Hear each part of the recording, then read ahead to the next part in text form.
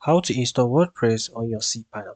So in this video guys, I'm going to be walking you through on how you can install WordPress on your cPanel. So just go ahead and click on the cPanel. I believe you should have done that already. So when you click on the cPanel, you should be somewhere here guys.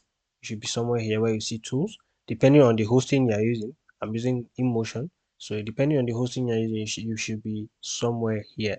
So I want you to look for where it says software. If you can't find it, when you scroll, just go ahead and use the search tool and search for where it says software.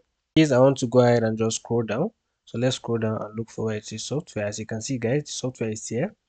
So if you notice, guys, I already have WordPress installed.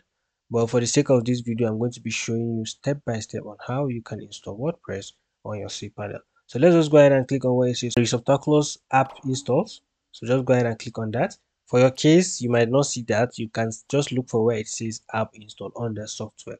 So let's go ahead and click on that. When you click on that, guys, it's going to open this where you see multiple software you can install for your site, for your site.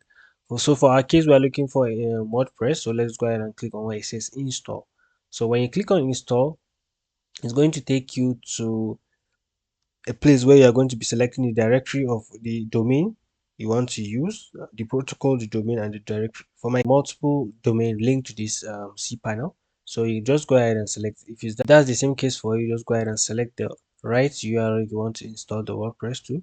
Once you do that, I want you to scroll down. When you scroll down, go ahead and put in this your site name.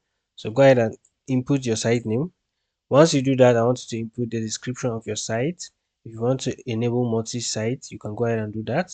Then you go ahead and put your admin username, your admin password, and your admin email. Once you do that, I want you to scroll down again. Go ahead and select plugins you want to use. You want it to be pre-installed for your site. So you can go ahead and click on this. This is very important. You can go ahead and click on that, and then you select the ones you want to use.